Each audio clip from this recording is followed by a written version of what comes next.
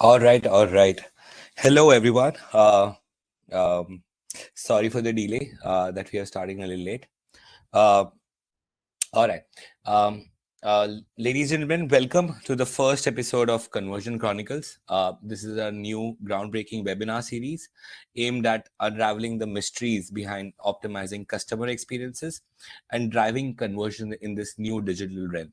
Right. Um, this is the first episode of our new web series called Conversion Chronicles. Uh, we have titled it "Driving Growth Through Behavior Analytics." Why? And this serves as a foundational cornerstone, laying the groundwork for the transformative insights we'll uncover in this episode today. Today, we're going to focus on invaluable power of the consumer behavior and how it can revolutionize the approach towards increasing the conversion. Correct. Um, all right, going ahead. Let me introduce to myself. I'm Anuj. I'm leading a CRO team of 15 CRO experts at Tatvic. I have more than 4 years of experience in driving growth through design, data, and experimentation. I've worked with brands like Royal Enfield, Fullerton, Angel One, TVS Motor, and Plix Life, and many other e-commerce and enterprise clients to basically understand what works, what doesn't work. So for me, the idea is to always drive conversion and profit through crafting beautiful experiences using data-backed experimentation. With me, I have my friend Arjun. Arjun is leading. Arjun is coming from a VW. Arjun has a 9 years of experience in product marketing, content writing, and growth consulting. He has a tremendous grasp over behavior analytics and how to derive these behavior analytics data points to basically uncover the problems, the frustrations, and the opportunities that we can go ahead and solve to increase the sales. Right. Um, Going ahead. Uh, um, let's start now, shall we? So Arjun wanted to understand what is behavior analytics and how it is really different than web analytics in traditional ways. Great, great. Thanks so much, Anuj, for the introduction, and I'm super glad to be on this webinar. Regarding what is web analytics and what is behavior analytics, right? Web analytics is a quantitative analysis tool, meaning it gives you numbers. It tells you the what, right? Basically, for example, it tells you what is the funnel drop off, how much is your bounce rate, what's the average time spent, exit rate, etc., right? It essentially answers the what. However, just knowing what happened will not help solve the problem, right? You need to understand what's causing the problem. That's why you should be conducting a behavioral analysis.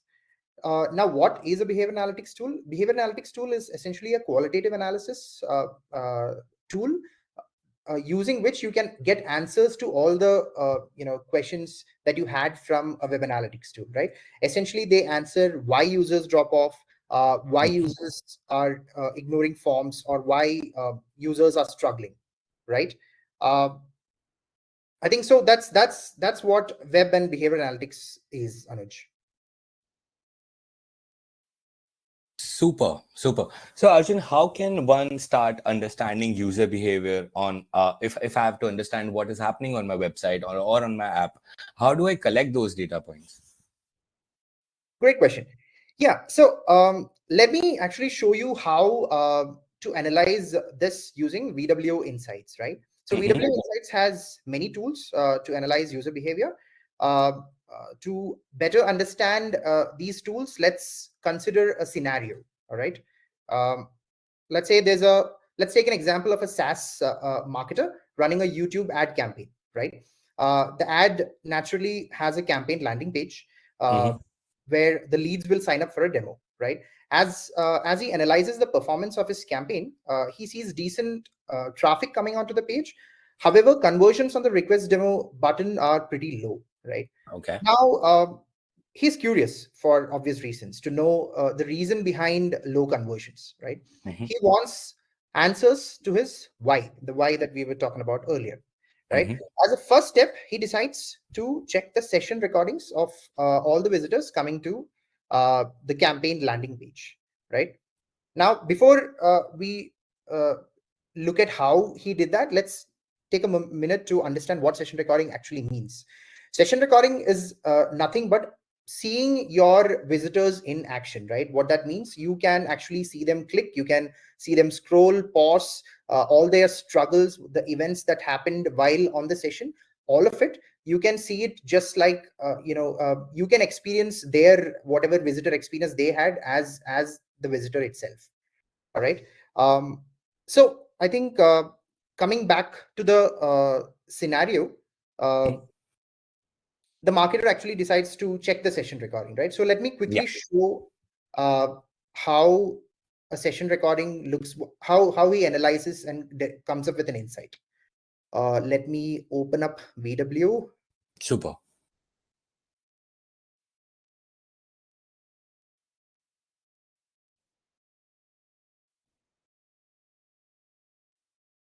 right, stay with me, guys.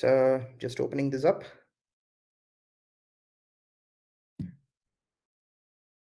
I think you guys can see, right? So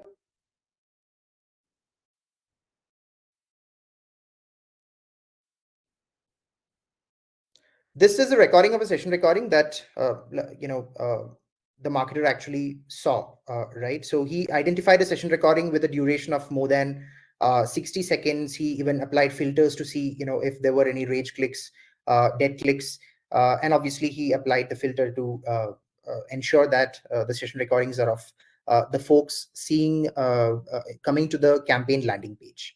Right now, let's take a look at what he saw in the session recording.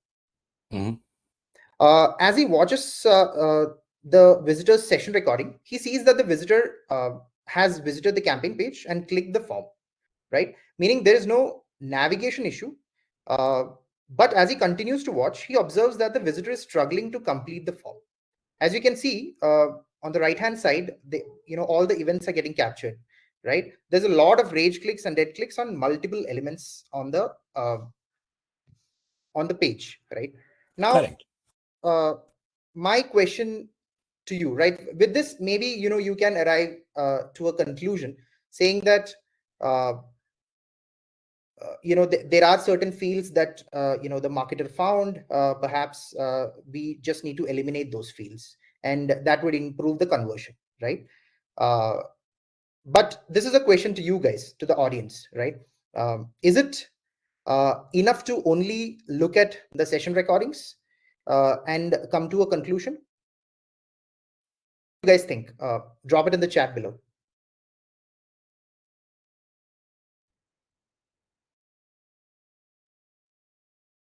Like, can you come to a conclusion saying that, yes, I identified this insight from the session recording? Is that something that you would do?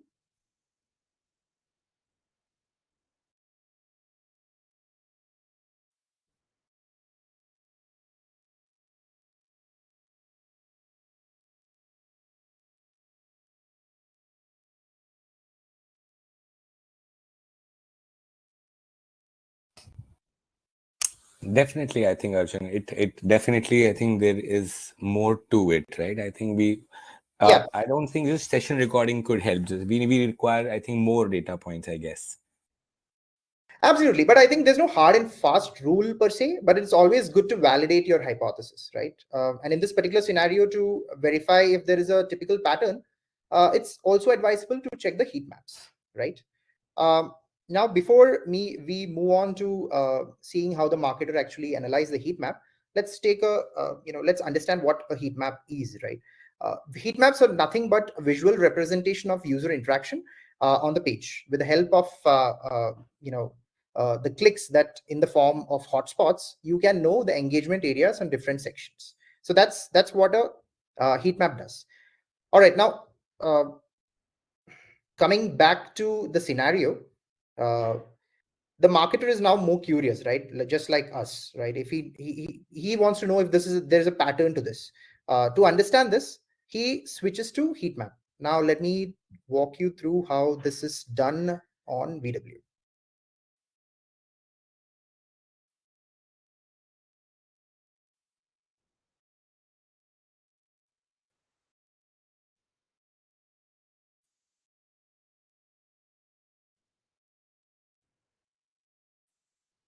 All right, like I said, the marketer actually switches to heat maps, right? He can see that there are fields such as first name and email have received so many clicks, right? Uh, to investigate this further, he also actually decides to check out click maps, right? Uh,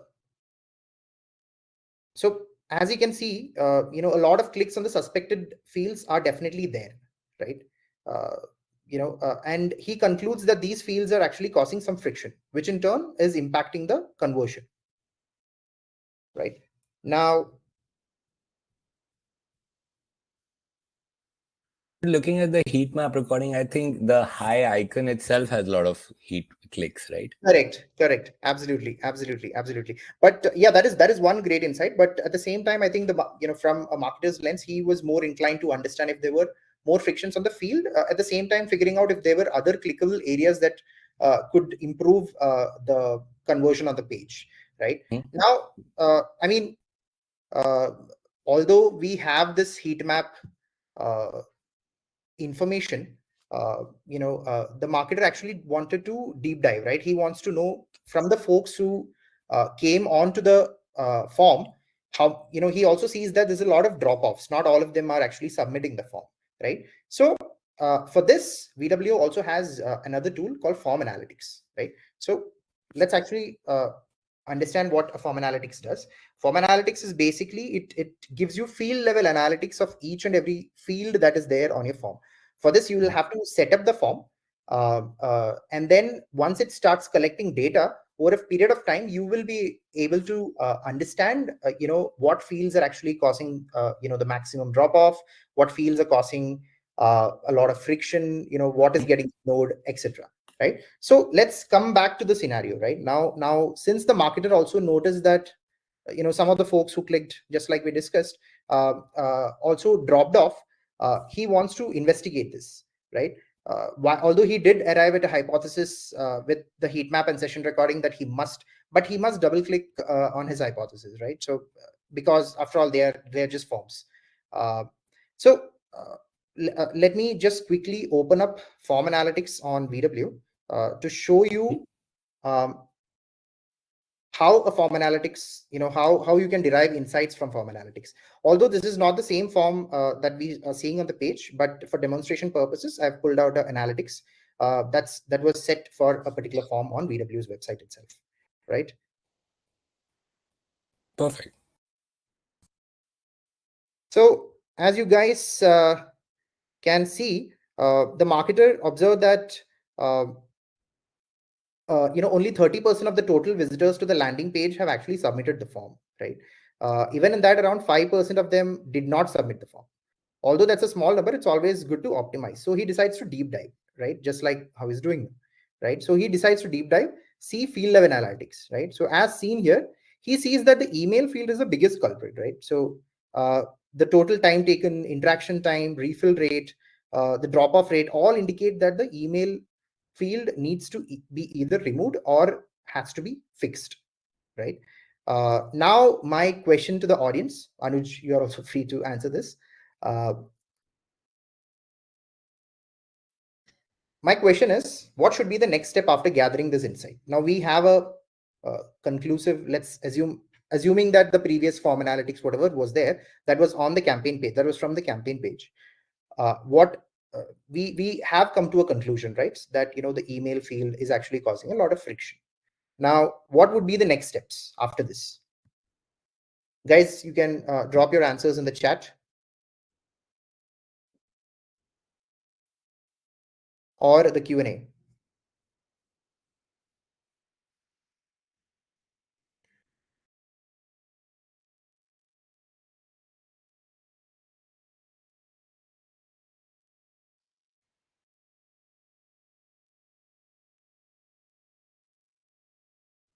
Right. So Frederick says create a hypothesis. Great, Frederick.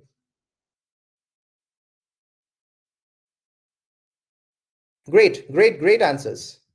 Great answers, right? So just like how you guys gathered, the marketer actually decides that he must experiment with this, to figure out what actually will work, right? One with removing the email field, or one without, by optimizing the email field, right? Now, okay, now that we have a fair understanding of all these tools, right? Let's move to another tool with a different scenario, right? I hope you guys are still with me, and I hope the session is not getting too boring. Uh, so this is another case where let's take a scenario, right, where the same marketer wants to see if the content of his recently published blog post is actually getting enough engagement, right?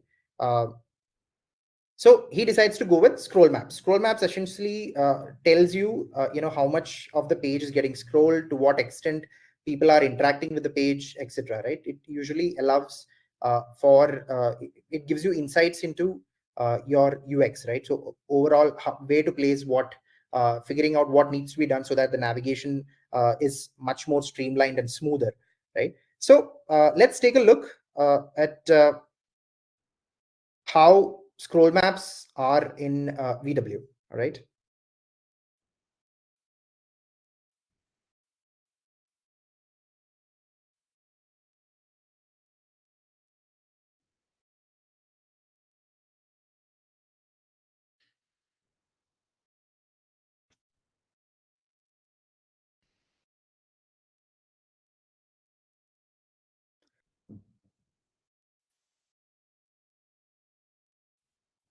So as I hope you guys can see the screen. So the marketer actually switched to scroll maps, right? Uh, Yeah. so what here he sees that only 16% of visitors have actually scrolled till the last fold, right? So here we can come to a conclusion that either if there are any critical information that is present in the last fold, we either have to bring it to the top, or Hmm. you could actually have a sticky nav bar, which I think in CRO, if this is the case where navigation is a issue, this is one of the most a very popular advice that is given, right? So have a sticky bar with links to each section so that people know what they must be looking for, so that nothing is missed, right? Correct. Makes sense. Right. So that's about scroll maps, right? Now all of this is fine, all of this is great, right? We have insights from all of these observational tools, right? So essentially you are observing. But what if the marketer actually wanted to take direct feedback from the user about the experience? Well, that's another way of doing qualitative analysis, right? Surveys. uh, Hmm. right? So what are surveys? Surveys is essentially, you ask questions. You can decide what segment to ask these questions to. You can decide when to trigger these surveys, and then basically get a understanding right from the customers, right? It's more like a one-on-one feedback of sorts. This allows you to reinforce this, sometimes even allows you to reinforce your findings, whatever you found from your earlier observations. So I'll Hmm. just quickly show how surveys are created, one on VW. Second, let's also take a look at one of the survey results that's there, right? So we understand how easy it is to do that in VW. All right.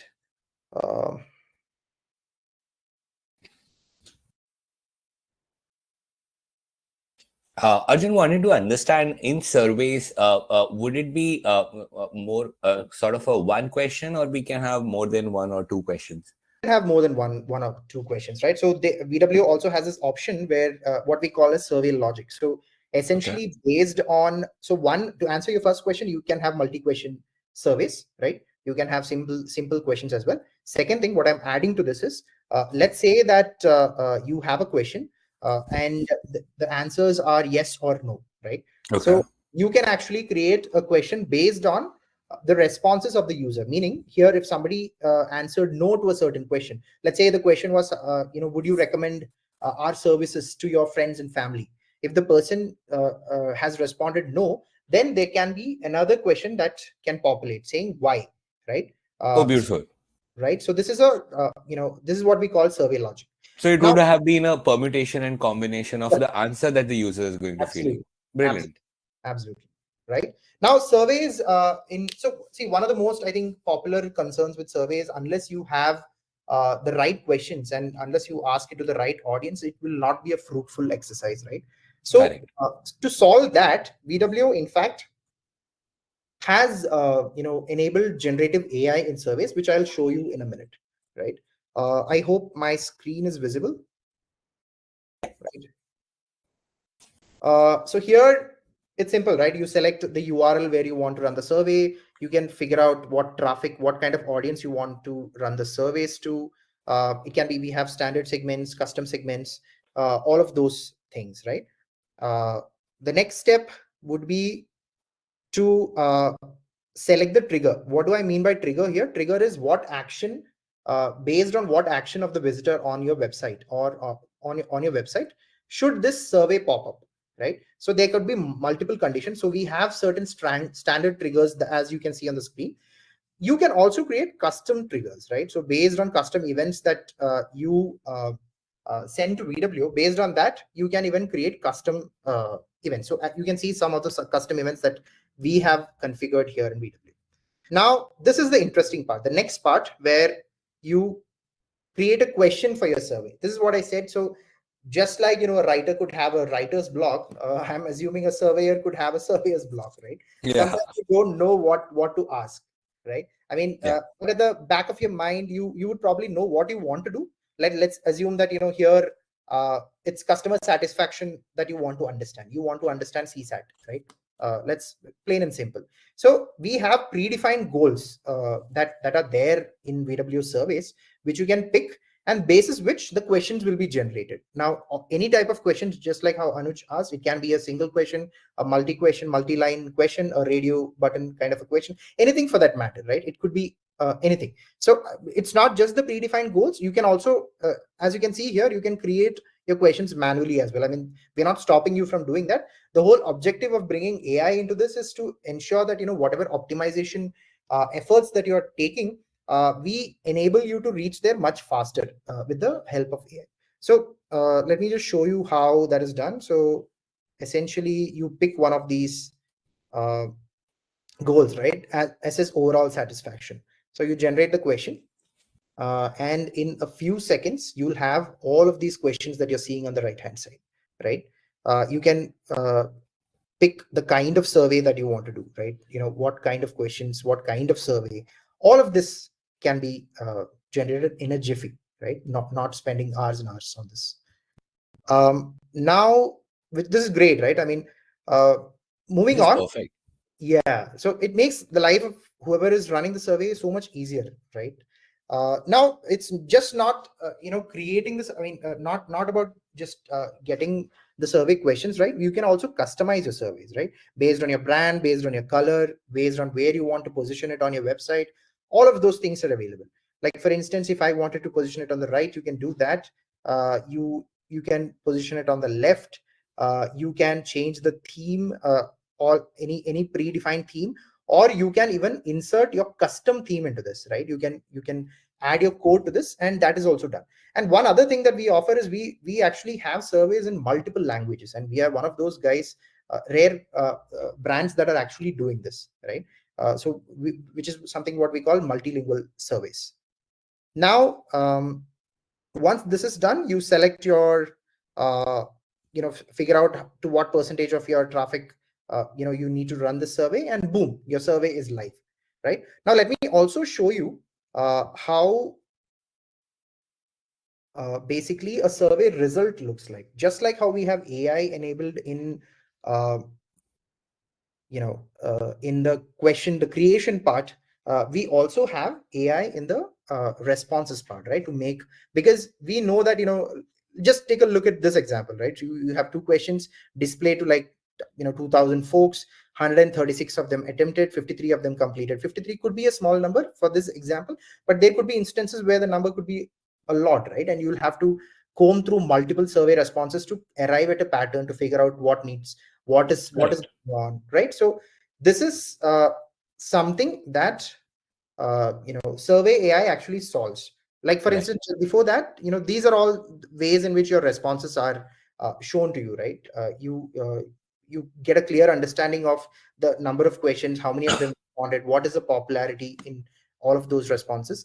And the interesting part is here, right? Once you click on generate summary, it basically gives you a very crisp summary of the survey that is run, right? It gives you a summary, key insights, actionables, so that you're good to go from there. And that is something, this enables folks to run surveys more often, to get as much behavior analysis as possible, Seems right? a very quick thing to do. I think we can run this in a day or something, if we Less have than a day. right I think question. it's less than it'll take you minutes, right? One to run the survey, it'll take you a couple of minutes, and then Correct. yeah, and to analyze your survey response, it takes even lesser time than that, right? Although we have a threshold of number of survey completion required, which I think it's obvious, right? If it's like 10, it's quite easy for us to summarize ourselves manually. Also, it can be done on mobile. How No, the service surveys is? are currently we support surveys only for websites, not for Oh, mobile, okay. Okay. Okay. right? Perfect.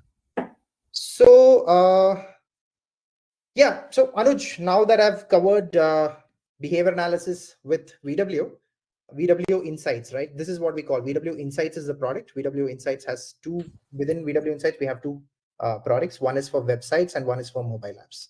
Uh, now that I've covered, how to do that, Anuj, what other ways can one dig into data to optimize the digital properties? Definitely, Yeah. definitely.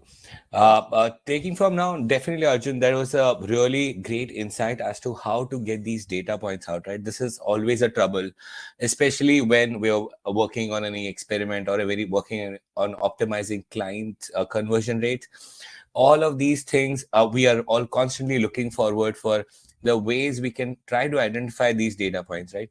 Here, when your tool comes, it sort of saves the lives, right? When we sort of have all the session recordings available, all the heat maps available for our client, it becomes easier for us as well to sort of come up with a certain problem solving for the same, right? Now, thank you for the same. Now, going ahead, there are multiple other ways also we can also look at the behavior analytics, right? But before that, I would want to just give everyone a heads up about one surprise that we have. So, post the webinar is over, we're going to shoot a mail, and anyone in the mail who is filling up the form will get these 3 personalized conversion-friendly recommendation absolutely free. So it will be in your inbox post webinar. Hopefully, whenever you fill that up, we will meet again with certain recommendations for your own website, where we can help you out with how we can help your website increase conversion rate, right? Going ahead, the second part of the behavior analytics I'll want to take over is behavior segmentation, right? So what is behavior segmentation? Behavior segmentation is basically categorizing certain users based on their behavior patterns, right? For example, a user coming on the page doing certain activity, which we believe to be a high intent activity to be done on the page, right? So what we can do is we can take cohorts and we can have touch points of those different activities and make a segment of these customers, right? Because we want this behavior, we want all of the users who are doing this particular behavior to basically target them and sort of do certain activations for them, right? So how can we segment users? On what kind of behaviors we can segment users, right? So certain behaviors I've already listed on the page is, for example, page interaction that we just talked about. Let's say gallery swipe, right? Users flow, what is the flow of the user, from which page to which page the particular user is flowing? What is the number of purchases that user has done, right? For example, if a user has done second purchase or third purchase and coming on back on the website, right? What if we want to personalize this experience for this user, right? So we can do that same with this particular touch point. Device, region, gender, age group, return frequency, bounce rate, and average time spent are one of those different touch points to have to segment these users and start activating certain experiences for them that drive business, right? So take an example. um, let's take an example of a user who's coming on an e-commerce product page, right?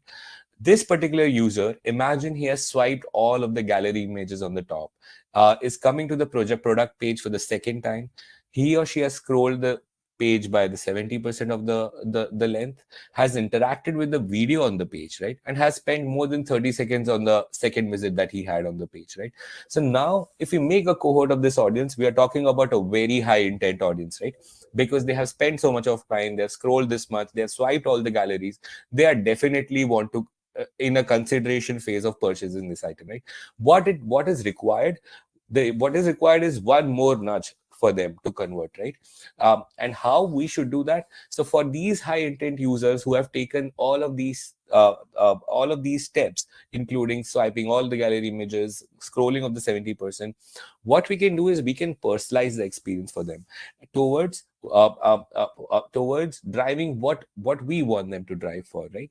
So for example, in this scenario, what activations that we can do for this segment, right? What we can do is immediately give them discount on the pricing, right? Because we know that they are on, let's say, a wallet, right? A product page of a wallet, and we know this user has come for the second time, has scrolled 70% of it again, has again swiped all the galleries. He is definitely in consideration of purchasing, right? Just giving them a certain discount on that particular time will give them that particular reason to convert right there and then, right?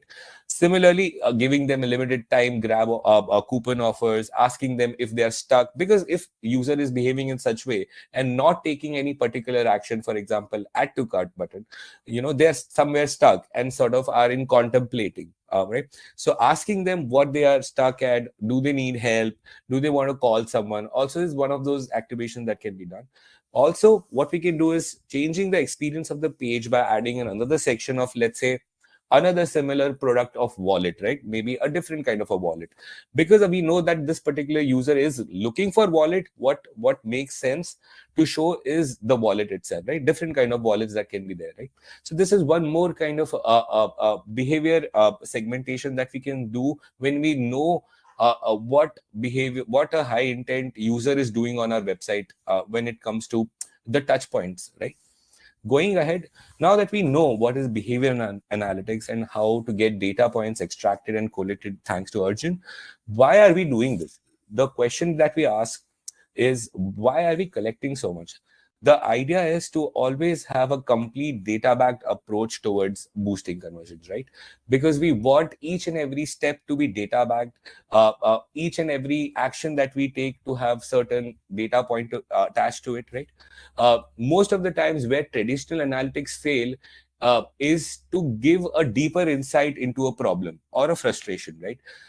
In general, when you look at funnel, let's say from home page to the checkout page, you generally see there are a lot of drop-offs happening on, let's say, checkout page, right? But what is happening on the checkout page, right? We would not know until and unless we look at the users coming on the checkout page and doing that action that we want them to do, right? That will give us certain insight as to what can be done about this problem, right? So going ahead, so now we have the enough insights, right? So at Tatvic, we utilize all of these data points that we collate from session recordings, from heat map, from click map, from scroll analysis, from GA, and we utilize all of these data points into a structured experimentation approach towards leading in boost in conversion. Let's understand how we do it, right? We do it through this model called doer model, right? It's called a doer model: discovering, optimizing, experimenting, and reviewing. In the discover phase, what we do is we discover the business goals that the particular company has, the qualitative research, the quantitative research. So the behavior analytics majorly falls into a qualitative research, where we are talking about what the frustrations are on the page, right? Quantitative research is more focused towards your hardcore traditional analytics tool, like what are the average revenue per user, what is the funnel looking like, where are my users coming from, what is the source, how does it look like, what is the conversion rate for different source area. So all of those points comes into the quantitative research part, right? In the next part, we go to the optimize phase. So all of the discovery that we have done in the discover phase, and we got all the data out, the insights out, the session recordings out, we will go and create an action plan for the area selected. We'll come up with the hypothesis. Let's say a sticky add to cart CTA will help us in increasing conversion rate by 20%, right? So now what this does is also gives us an idea that, okay, if hypothesis is one battle won, right? The second battle is how should it look like when a user comes on a digital platform, right? It's equally important how it comes up in a screen, right? So it's equally important to create a prototype which is as justified as the hypothesis is, right? Once we do this, we prioritize our experiments using pi framework, which is potential, importance, and ease.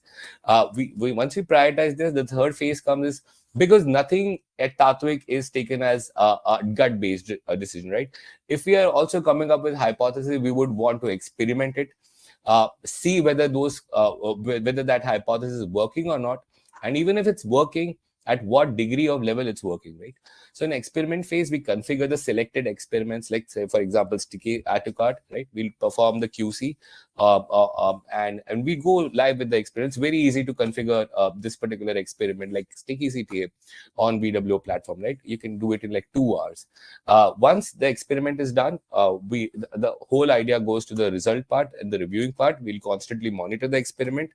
We do the comprehensive reporting weekly, so that the brands are constantly aware about how their let's say cart page is performing, or the product page is performing, or the experiment, what kind of learning the experiment has yielded, right? So let's say this particular experiment of sticky CTA got us 20% uplift in purchases, right? Really nice, really beautiful. 20% uplift is very decent, right? So now the next immediate action becomes scaling up this experiment, right? So the final part is scaling up the experiment for the 100% of the audience and moving to the next problem, right? That's what the doer model is about. Let me quickly go through doer model visually, right? How it looks like. So this is a brand called Thabisa. It's an e-commerce website. The objectives that we had to accomplish for Thabisa were to increase the final purchases or conversion rate, and also to increase the average order value, right? These were the two primary goals that were given by the client. Coming to the discover phase, what we started doing is we looked at scroll maps, right? We looked at the page length, how does the scroll behavior works. What we observed, that the page length is too small, and the 70% of the users are dropping off before any social proof comes or before any review comes, right? So that's one data point that we got to know, that before having any trust proof or social proof, most of the users are dropping off, right? That's one big problem. Second, when we look at the heat map and click map, we get to know users are clicking on more on the logo, coming back to the home page, not scrolling down, are tapping onto the areas which are not supposed to be tapped. So that means there is a problem, right? There's a problem in this particular UI. Also, looking at the session recordings, we got to know users, when looking at the product page, are losing out because there's so much of words and so much of paragraphs, right? We can see in the session recording that users generally just swipe off and swipe away from these big paragraph wordy, right? That becomes three of our data points in the discover phase when it comes to qualitative data. For the quantitative data, when we look at the funnel, right from the product page to the final purchases, we can see the product page has one of the highest drop off, second being the checkout. So 80% of the people that we saw are dropping off from the PDP. It could be the reasons, as we mentioned, are exactly something like this, because people are not scrolling down. There are a lot of wordy blocks. The gallery images, there's no preview of the gallery images. If you could see in the center image, there's no preview available as to what images are there in the next scroll, right? The next part comes as optimizing part. We come up with that idea, let's say testing with a longer PDP to ensure users perceive the value of the product, right? So this is the first experiment idea that we came up with. Looking at all of the product page, we got to know there is a lot of text, wordy elements here. What we immediately did was, on the left side, you can see is the original. The right side is the variant. We did an experiment where we added an image to the product page, right? We made the product page longer. adding more narrative. So for example, this is a sling bag. It's based on, it's inspired from sparrows, but on the product page, it was all words, paragraphs, nothing interesting was there, right? So immediately the first hypothesis becomes, let's link this to the sparrows, right? Because if you're talking, we are inspired by sparrows, let's talk more about it, right? So we added this image, this particular section where we talked about, what is this particular USP of this product page, right? And also added one more avenue to explore more products of, let's say, Sparrow collection, right? So as soon as we did this experiment where 50% of the users were looking at original without the added section, and the variant where 50% of the users were looking at the variant with the image, right? We did this experiment using our tool stack. Uh, this got the result of 37% uplift in add to cart, and almost 17% uplift in the revenue, right? So looking at the data, we got to know, as the top of the funnel was increased by 37%, the bottom of the funnel, which is the final purchases, increased by 17%, right? So even a 17% uplift, so even a small intervention like this can yield a 17% uplift, right? So now what does 37% uplift, what does a 17% uplift actually looks like when we talk about the revenue, right? So when we talk about the revenue, and when we talk about the whole nature of experimentation, the one thing that pops out is the compounding effect, right? The feature of the experiment to yield compounding effect in the upsurge and in the revenue is incredible, right?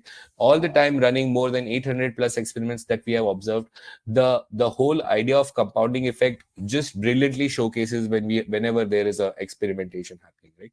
So as you can see, if there was no intervention done by Tatvic at that particular point, the trajectory would have stopped at 60,000, right? 6 lakhs.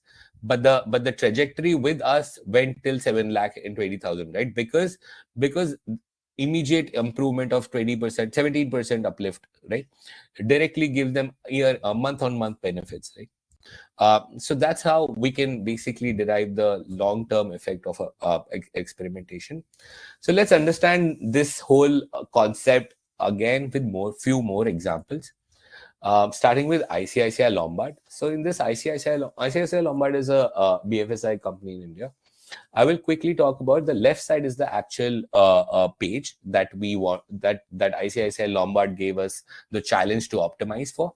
The problem that they were facing is that the users from this particular page are not going ahead, not clicking on any product and not going ahead, right? So what we did was we started looking at heat maps. We started looking at session recordings. As you can see in the heat map, you can see there are certain taps happening, but they're happening on the video, right? They're not happening on the card page. The main card, right? Now you can, as you can see, looking at this particular card, lot of text, lot of copy. No one, generally user has this tendency to scan websites, right? So this is not scan worthy. Users don't have that amount of time that they would read, let's say, a 12 liner paragraph, right? That's not possible, and that exactly is being showcased in the heat map itself, right? Also, one more data point that you can see is also users are clicking on the heart, right, instead of clicking on the arrow. The arrows are the area where you can navigate and go to the product page. So that's a problem right there, right? So how do we solve for this? So looking at this heat map, we got to know there is a problem. No users are clicking. There is an issue. How to make that happen? We came up with the hypothesis, as we just talked about. The lot of content blogs actually clutters human brain and sort of makes them bounce away from the website, right? So the immediate step becomes, organizing information and simplifying it for scanning, right?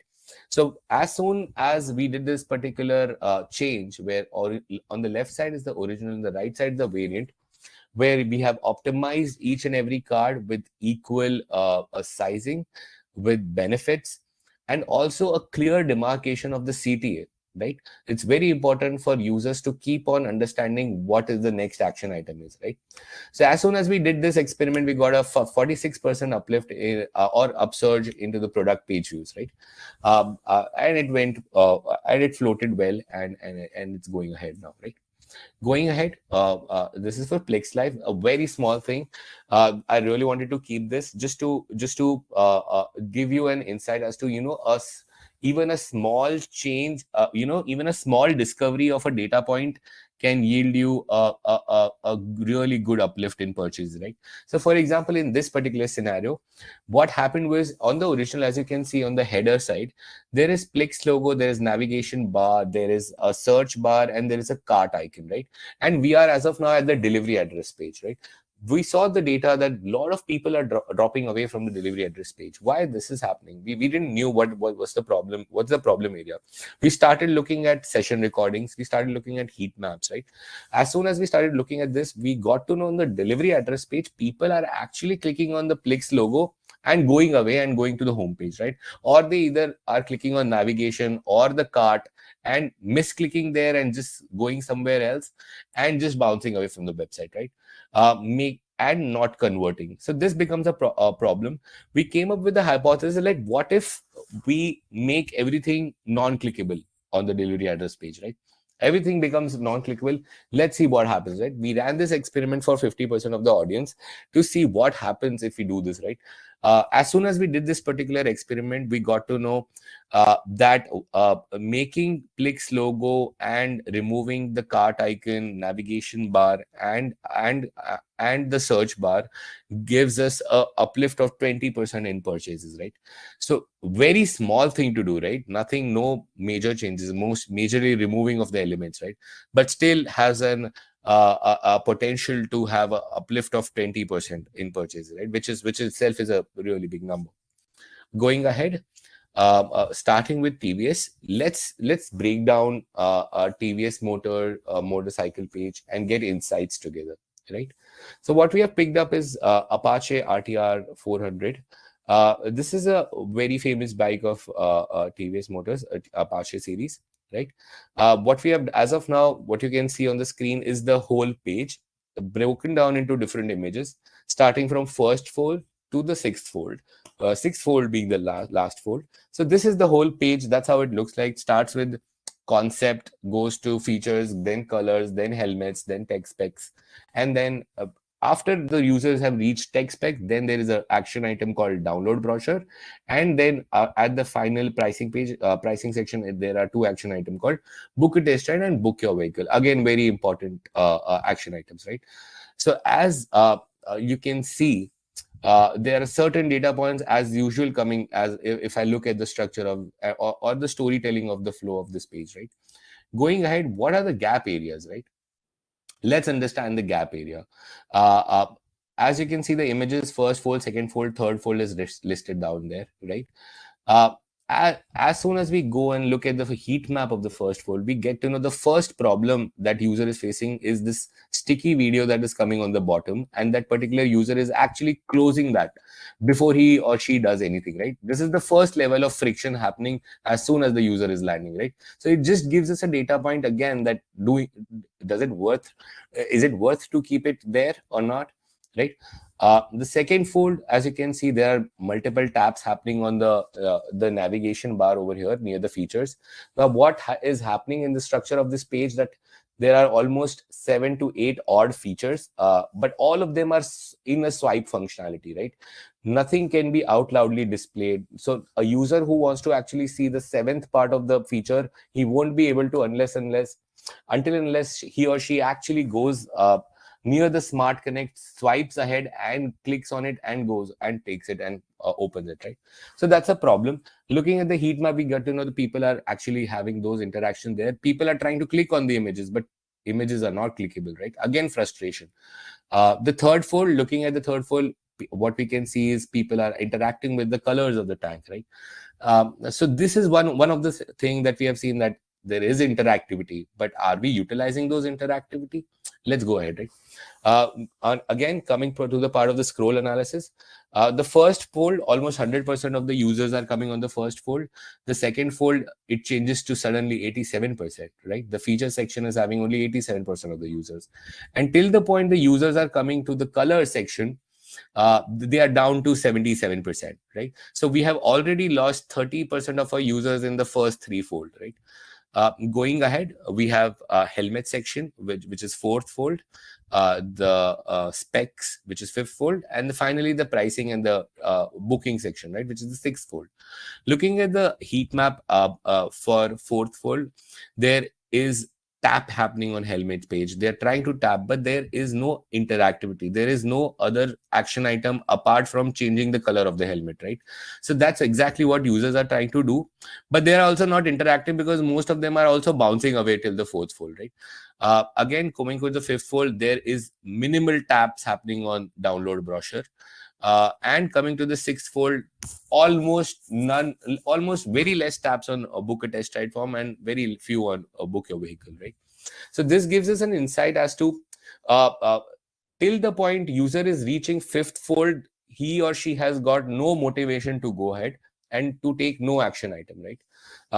And the major critical part that we have already observed is the action item related to the page are on fifth and sixth fold, right? So it becomes a problem. If we look at the scroll, 77% of the users are coming till the fourth fold, 67 are coming till the fifth fold, and till the sixth fold, 50% users are coming, right? So that gives us an insight. Let's say if we are spending lots and lots of money to get users on the page, 50% of the users are dropping away before the main action items comes, right? So this itself gives us a data point as to, how much important it is to constantly optimize the website according to the behavior of the user, right? Because it's whatever we do, whatever we keep, let's say if we are keeping it on sixth fold, altogether looking at the users, the kind of users coming on TVS website, it won't float, right?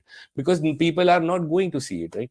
So immediately the kind of gaps that we could observe is feature section needs to have heavy it needs heavy efforts of vertical and horizontal scroll.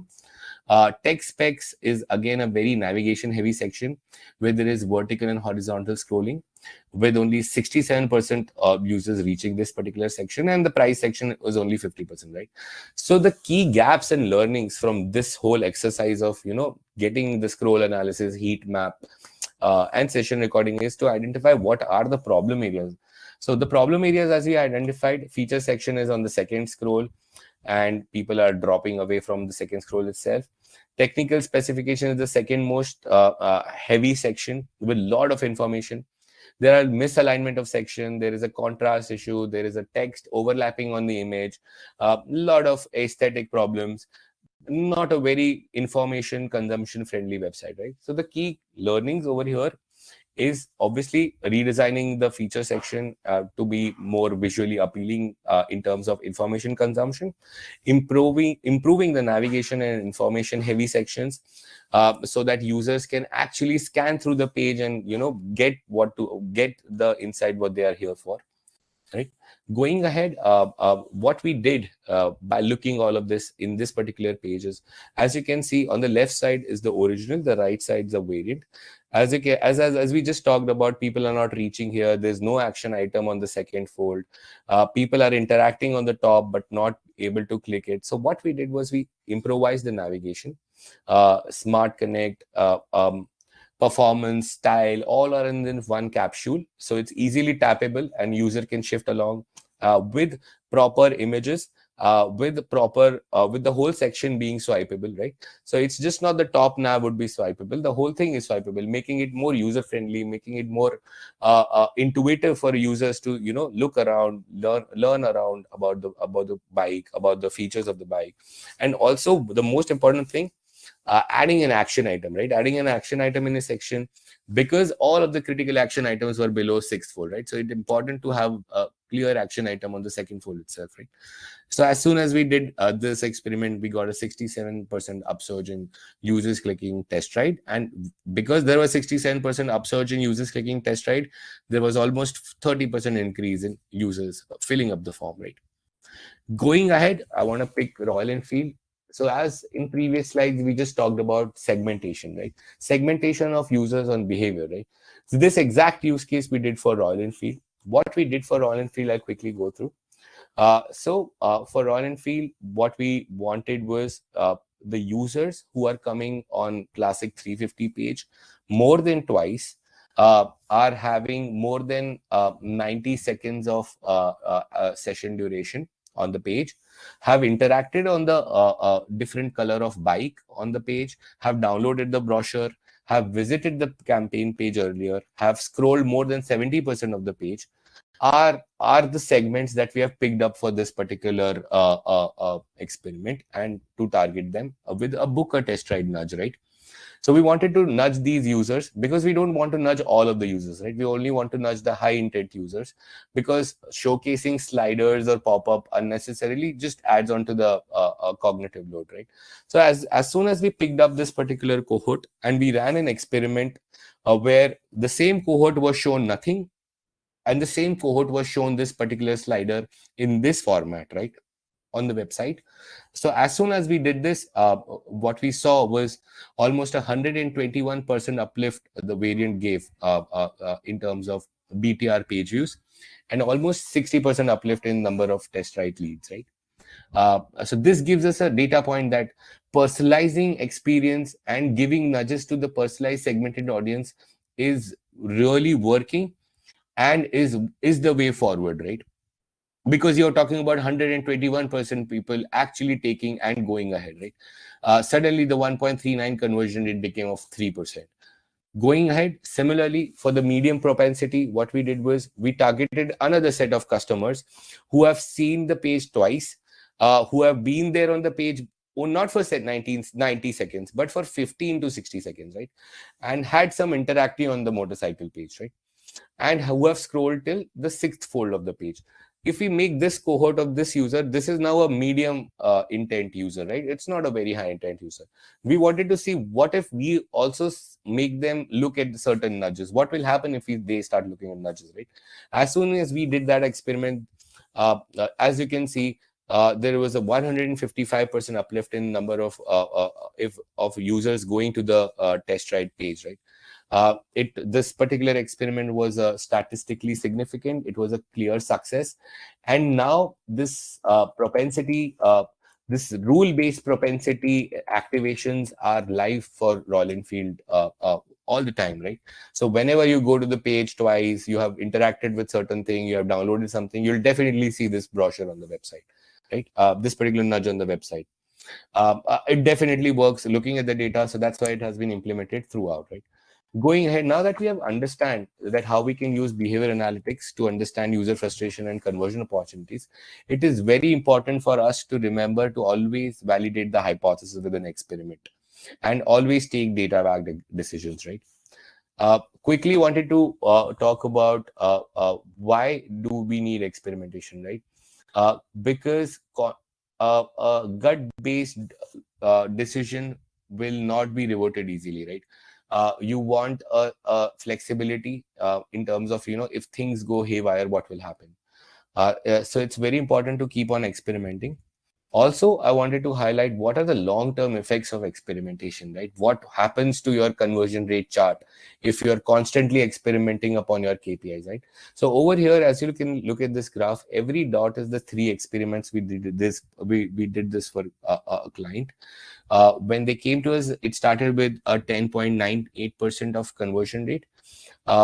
Within an year span, every dot is three experiments, and as you can see, every dot is rising. The conversion rate graph is rising and rising, and after 1 year of a CRO engagement, what we could see is 19.78% uplift, or 80% improvement in the CVR within a year, right? So now this is the kind of impact that you could see through a long-term experimentation, right? Which is driven with behavior analytics, which is driven by traditional analytics, and which is driven by personalization, right? All in all, just to focus upon how we can make our users' digital experience better, right? Uh, Perfect. Now we're at the end. Time for questions. Does anyone have any questions related to anything? In the meantime, Anuj, I think those were great case studies, right? It just proves that, why the likes of, Netflix, Booking.com, these guys are actually growing at this pace, right? Mhm. Experimentation, Yeah. understanding users, inculcating this in within their organization, right? I think these are some great examples why I think everybody should adopt an experimentation culture. Super. Perfect. Any questions on the floor? Anything? How do you address? Okay, there's a certain question. How do you address the potential biases in behavioral data collection analysis, ensuring that growth strategies are based on accurate and representative insights? All right. Looking at your question, yes, there are certain biases, but that always, so looking, for example, you saw a session recording of a user who has bounced away from a checkout page or a delivery address page by actually clicking on logo, right? What we just saw in ClickSlide, right? But that's one of a thing, right? Let's say you have watched another session recording with the same thing, right? Okay, a little bit of data, a little bit of validation, but now we don't know, most of the users are not actually showcasing this behavior, right? So so to understand what the opportunity loss has been, we have to look at into GA, and let's say put a segment of 1 month and see in the past 1 month how many people have left like this, right? And as soon as we do that, what we personally got to know, there was almost a loss of like 8 lakh rupees every 15 days, right? So it becomes very important to whatever the insights or the data that you collect, you also validate it with once with quantitative data as well. But in this scenario, it's important to sort of understand that behavior, certain session recordings directly give you a area to experiment upon, right? Perfect. The other one, what role does predictive analytics play in leveraging behavior data? So definitely so predictive analytics is based on behavior data, right? Majority of the ML models are working upon that. But the idea is they are models, right? A particular person, a particular CRO specialist can actually help you guide actual intentive touch points on the website, so that you can basically add those as well, right? In whenever you are sort of having users segmented into a propensity model, either high or medium or low, right? Okay.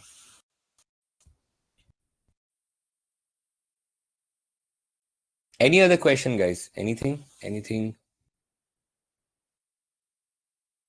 Perfect. Thank you so much for joining our first episode. Um, Hopefully, we'll definitely, again, reiterating, we're going to shoot out a mail. Please do give us your feedback. How did you like the webinar? Would love to take feedbacks. Would love to improve this. Also, would be floating out the form where anyone can fill that particular form up, and we can come up with 3 free recommendations with the prototypes for them, and sort of take it from there, right? Uh, Thank you so much, Arjun. Thank you so much for being here and navigating across the VW insights and the way we can actually leverage VW insights to increase conversion. Absolutely, absolutely. It was a pleasure. Thank Thanks a you. lot. Thank you so much. Thanks, folks. Thanks all. Thank you. Okay, is there?